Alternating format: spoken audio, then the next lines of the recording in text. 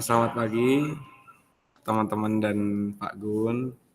Di sini tadi kan ini ya Pak, ada untuk beritanya tadi untuk mempresentasikan portofolio saya, tapi saya pengen untuk presentasiin hasil ringkesan saya juga Pak, biar saya mempresentasikan hasil yang udah saya kerjakan tadi malam Pak, dengan kerja keras. Seperti itu Pak. Ya, Mungkin oke, nggak dari apa-apa. yang sebabnya Ya. dulu Pak. Kan Cuman yang tadi dari kebetulan Excel belum ada yang nampilin saya dapatnya tuh portofolionya. bab 17.6. Oke, ya. Itu subbab mengenai Arima model. Ya, seperti yang sudah dibahas tadi dengan contoh dari teman-teman yang sebelumnya udah presentasi dari Jody dan Raifanda itu kan juga sudah menyinggung tentang Arima Pak, dan tadi juga sudah di-mention sama Pak Guru sendiri kalau Arima ini sudah kita pelajari di semester 2 di matkul pengantar regresi dan runtun waktu. Jadi rumus-rumus yang ada di sini sebenarnya ya sudah kami pelajari juga Pak. Cuman nanti tinggal pengaplikasiannya pada saham di real gitu Pak, seperti itu. Jadi untuk yang subbab 17.6 mengenai Arima model ini di buku investment matematik juga isinya cuman rumus-rumus seperti itu Pak, tapi dijelaskan juga dengan contoh misal di model inflasi. Di sini ada contoh model inflasi. Model inflasi menggunakan indeks QT dan menghitung tingkat inflasi IT sebagai IT sama dengan log QT minus log QT-1 sama dengan log QT per QT-1. Dari sini indeks inflasi diperoleh QT sama dengan QT-1 dikali pangkat IT, seperti itu. Jadi ntar dengan itu kita bisa memproyeksi nilai QT plus 1 dengan cara QT plus 1 sama dengan QT dikali pangkat I T plus 1. Jadi aplikasi Arima di sini juga diperuntukkan untuk kita mencari, untuk memproyeksikan harga saham di waktu T plus 1 dan seterusnya dengan mengetahui harga sekarang dan tingkat inflasi atau pertumbuhan harga saham. Jadi di sini juga saya membuat tugas kontekstualnya sesuai dengan subbab yang saya kerjakan Pak, bukan sesuai dengan example-nya. Di sini kontekstual saya ceritanya gini Pak. Seorang analis keuangan sedang mempelajari data harga saham. Diketahui bahwa harga saham pada hari sebelumnya adalah QT-1 sama dengan 50. Jadi kita belum tahu harga saham sekarang, tapi harga saham kemarin itu sama dengan 50. Dan tingkat pertumbuhan harga saham dihitung sebagai seperti yang sudah disebutkan di atas tadi, IT sama dengan log QT minus log QT-1. Dan pada hari ini tingkat pertumbuhan saham tercatat sebagai IT sama dengan 0,04. Nah, sebelumnya saya kemarin kepikiran juga Pak, kan tadi juga waktu Bapak memberikan argumen tentang tugasnya Raifanda, di sini juga awalnya saya pengen menggunakan data asli Pak, tapi tadi Pak mungkin saya lagi-lagi belum sempat, jadi saya menggunakan data rekayasa, karena misalnya menggunakan data asli kita juga harus menghitung tingkat pertumbuhan sahamnya secara manual, dalam artian kita membutuhkan data historisnya dan di situ membutuhkan waktu Pak, dan juga tidak bentar lah Pak gitu Pak. Nah dari situ tadi dengan diketahui harga saham kemarin dan tingkat pertumbuhan saham, yang pertama akan dicari harga saham hari ini dan harga saham besok, misal pertumbuhan sahamnya kita asumsikan sama untuk IT sama dengan IT plus 1, seperti itu. Nah, menggunakan rumus yang di atas tadi, kita bisa mencari ininya Pak, harga hari ini menggunakan rumus IT sama dengan log QT minus log QT min 1. Nah, tadi kan juga udah diketahui kan Pak, dengan IT-nya sama dengan 0,04 dan harga saham kemarin QT min 1 sama dengan 50. Jadi tinggal dimasukkan aja Pak, 0,04 sama dengan log QT minus log 50. Dan dengan kalkulasi biasa Pak, log QT sama dengan 0,04 plus log 50 dan log 50 sama dengan 3,912, dapat didapatkan QT sama dengan E pangkat 3,952 atau sama dengan 52. Jadi harga saham kemarin 50 dan harga saham hari ini adalah 52 sesuai dengan rumus ARIMA dengan tingkat pertumbuhan saham IT sama dengan 0,04. Lalu jika kita ingin menghitung harga saham untuk besok, itu kita menggunakan asumsi tadi Pak dengan IT sama dengan IT plus 1 dalam artian pertumbuhan saham hari ini sama dengan pertumbuhan saham di esok hari, yaitu sama dengan 0,04. Bentar Pak, baterai saya habis.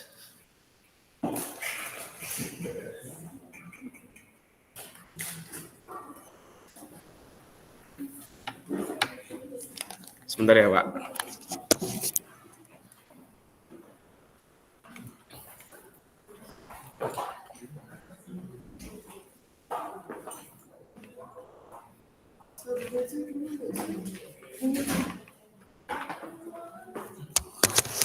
Yang mana yang coba?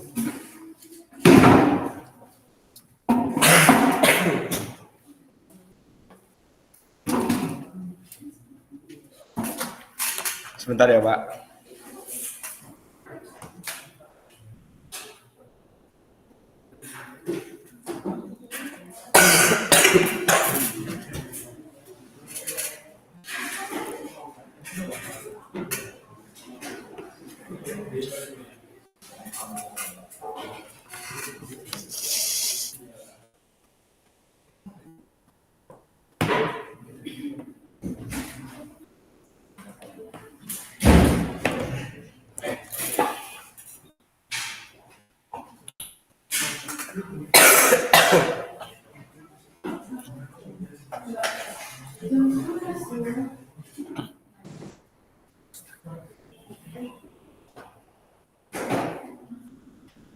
Bentar ngecas.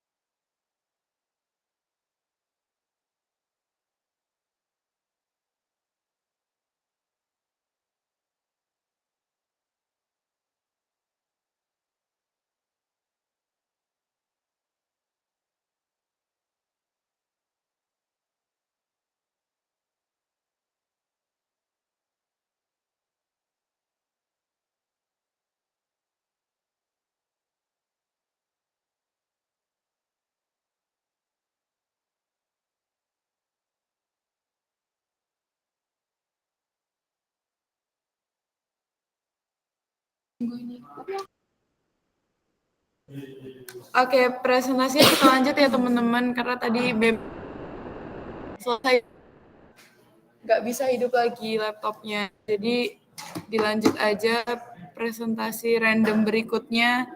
Nomor 15, Vela Nika Elroyna Simangunsong. Boleh share screen, Vela? Oke, suaraku kedengaran nggak? Kedengaran.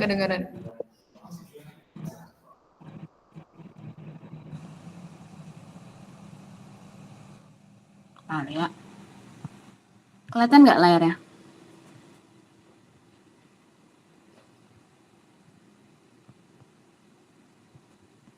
Halo?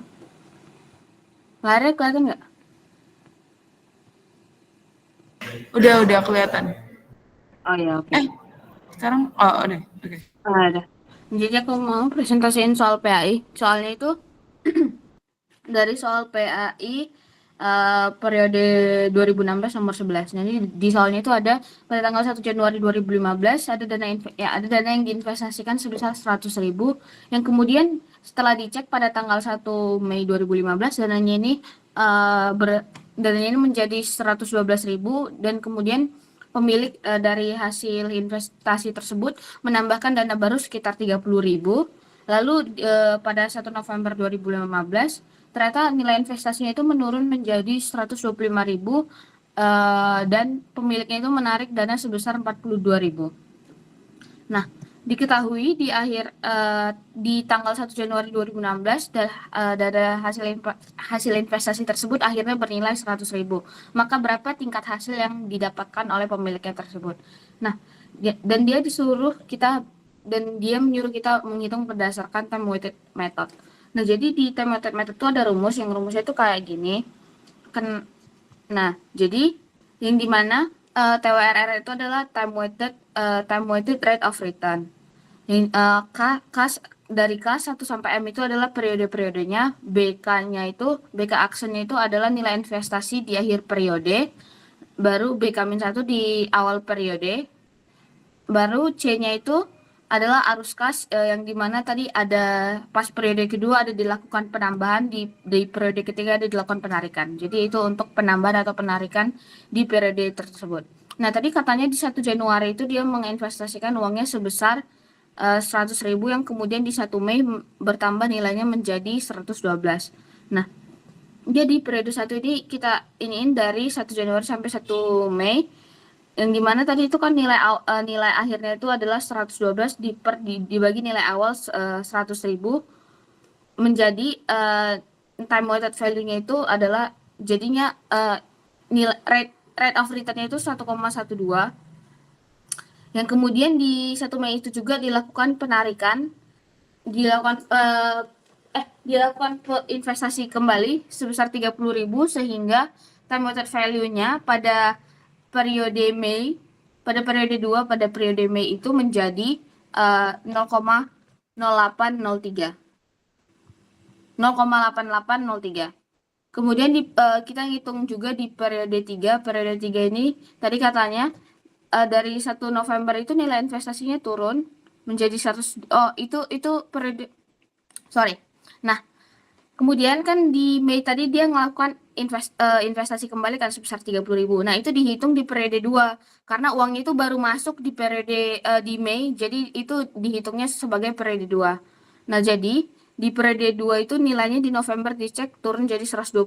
Makanya ini nilai akhirnya itu ada 125 yang dimana nilainya awalnya itu adalah 112.000, hasil investasi di bulan Mei ditambah jumlah deposito 30.000 sehingga time weighted value rate of return di periode 2 itu adalah 0,8. Kemudian di periode 3 katanya di akhir Januari nilai investasinya jadi 100.000 dan dia melakukan penarikan sebesar 42.000, maka nilai akhirnya itu adalah 102.000, kemudian nilai awalnya 125.000 dikurang 42.000 karena dia melakukan penarikan sehingga time weighted rate of return-nya menjadi 1,2. Kemudian tadi di rumusnya ini kan ada pi kan, berarti dikalikan di semua periode, maka didapatkan hasilnya adalah time weighted return dari semua hasil investasinya adalah 18,78%.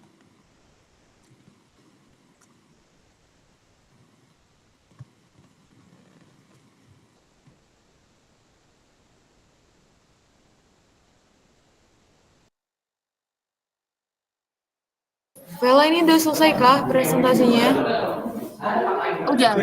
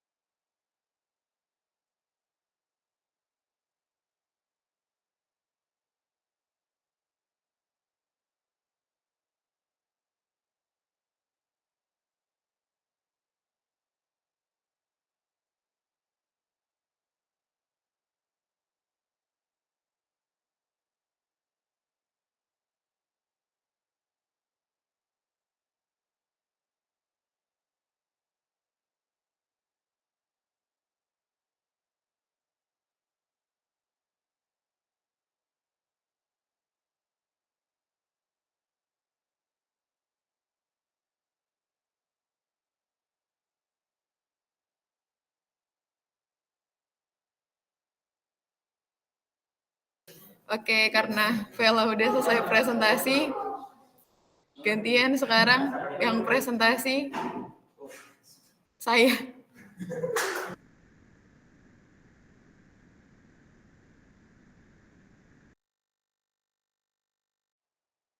Oke, sebentar ya teman-teman.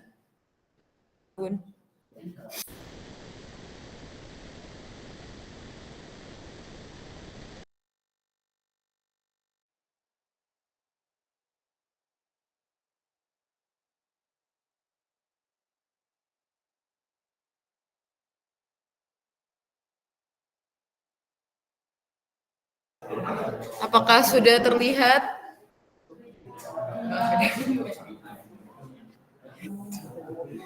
Oke, jadi hari ini saya mengerjakan di sini ya Pak.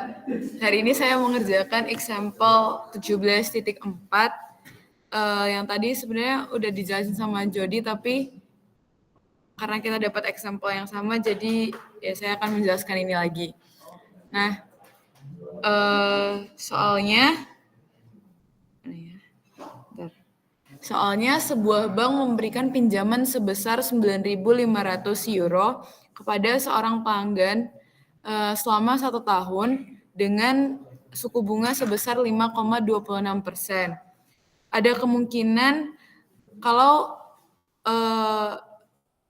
pelanggannya ini bakal gagal membayar pinjamannya dengan probabilitas sebesar 3%. Terus pertanyaannya ada 4. Yang pertama, berapa value at risk dengan confidence interval 95% banknya dari pelanggan tersebut. Yang kedua, jika bank memberikan 100 pinjaman masing-masing sebesar 95 euro kepada 100 independent customers atau independen nasabah independen dengan masing-masing tingkat bunga 5,26%, berapakah VaR dalam kasus ini atau value at risk-nya? Lalu yang ketiga, dengan membandingkan jawaban dari A dan B, jelaskan salah satu kelemahan menggunakan value at risk sebagai ukuran resiko. Lalu yang keempat, diminta untuk menghitung expected shortfall atau IS dan membuktikan kenapa expected shortfall ini memberikan gambaran resiko yang lebih baik. Jadi kita jawab satu-satu. Yang pertama, value at risk 95% untuk single customer yang tadi udah disebutkan. Jadi untuk satu resiko kan tadi disebutkan kalau banknya menggunakan confidence interval sebesar 95%. Karena kemungkinan gagal bayarnya tadi 3% dan itu lebih rendah daripada level value at risk-nya yaitu sebesar atau alfa sebesar 5%, maka bisa dibilang bank masih mengharapkan pelanggannya membayar penuh sebesar 9.500 euro ditambahkan dengan bunganya.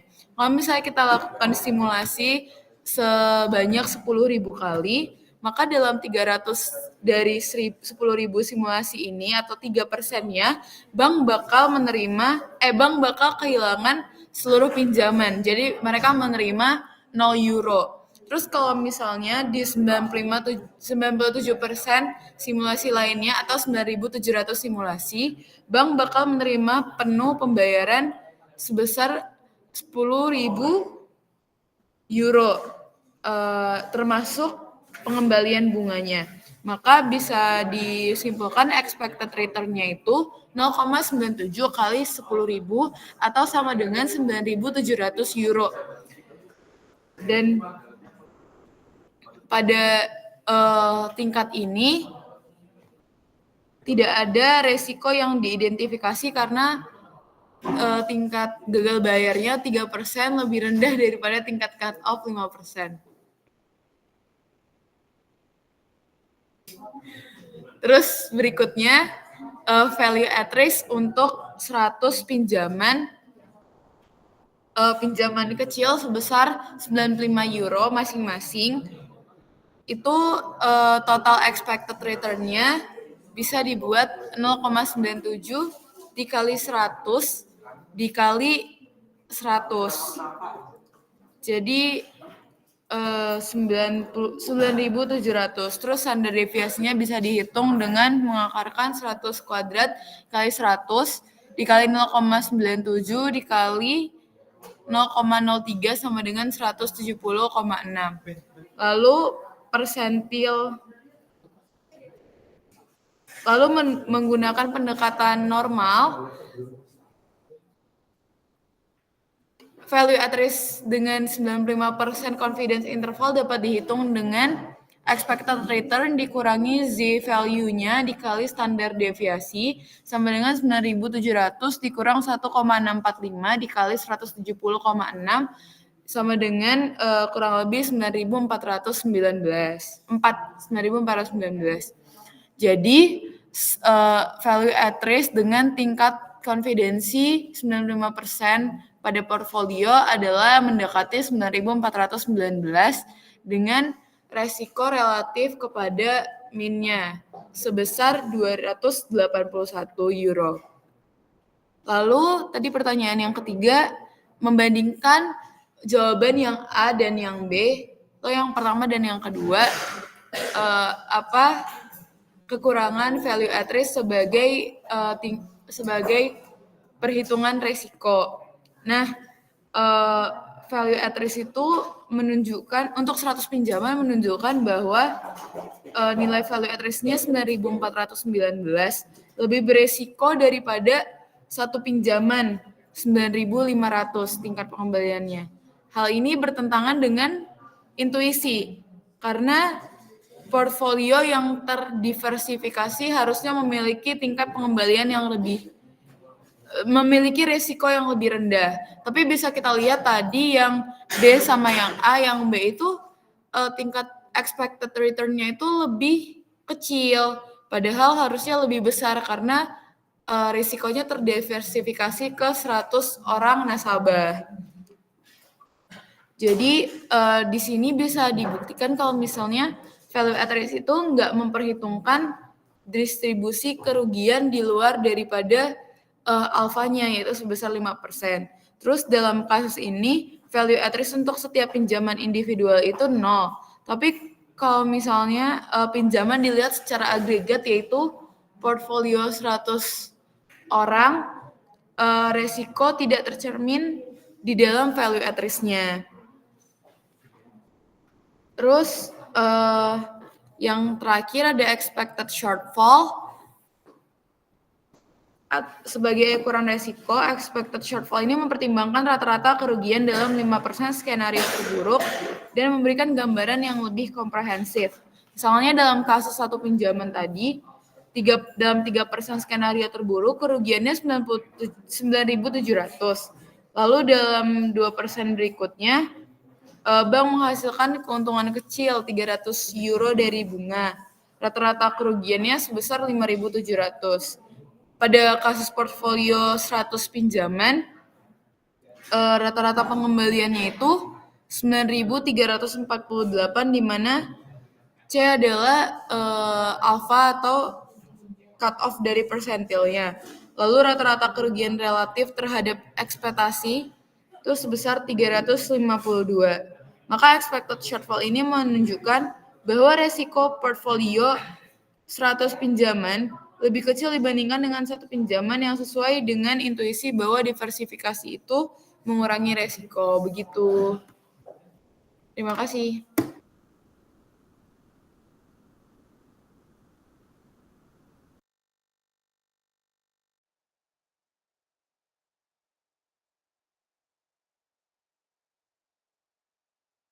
Permisi, Pak. Untuk presentasinya udah ada 4 orang, jadi mungkin dicukupkan sampai di sini, Pak.